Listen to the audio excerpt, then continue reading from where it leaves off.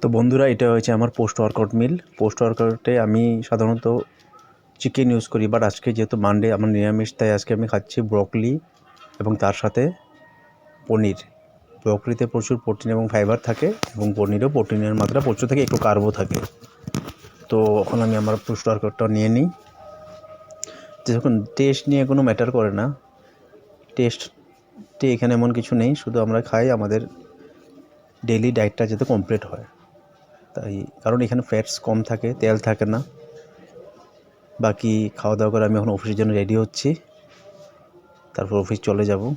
তো এইটাই life, ডায়েটটা maintain করেই চলি। শরীরটাও ভালো থাকে, গ্যাসেরও কোনো সমস্যা হয় না বাইরে তেলে ভাজা খাওয়ার থেকে। এটাও আমি খুব ভালোই মনে করি এবং আমি পুরো বছর মোটামুটি ডায়েটেই থাকি। আপনাদের জন্য আরও নতুন নতুন কিছু ডায়েট নিয়ে আসবো কালকে। তো থ্যাংক ইউ, টাটা।